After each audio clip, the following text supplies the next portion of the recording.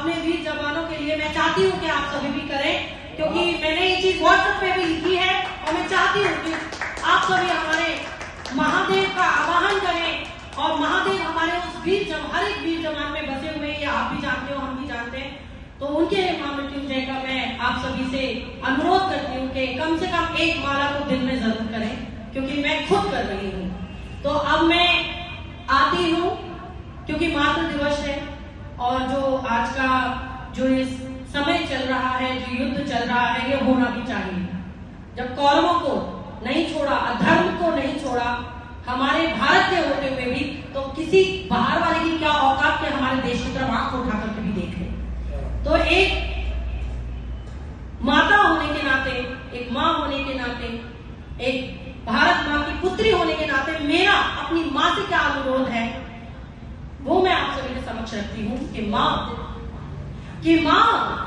रसोई की रीत सिखाओ, मां रसोई की रीत सिखाओ, गृहस्थ धर्म की प्रीत सिखाओ, पढ़ने लिखने की मर्यादा दो, संस्कारों की सीख सिखाओ। बहुत बढ़िया। परंतु इन सबसे ऊपर मां मुझे भी युद्ध सिखाओ। परंतु इन सबसे ऊपर मां मुझे भी युद्ध सिखाओ।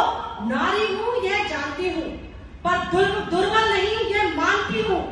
मम रुधिर में मां भवानी का भेद है, मेरा मन सरस्वती निश्चल पर तेज है।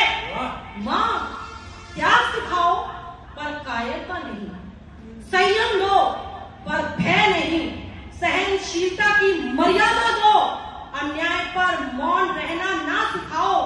मुझे सिखाओ मां, मुझे सिखाओ कैसे रणभूमि में विजय पताका फहराई जाती है, कैसे भारत मां के लिए प्राणों की आहुति चढ़ाई जाती है, कैसे नारी बहन बेटी पत्नी और मां एक वीरांगना बन जाती है।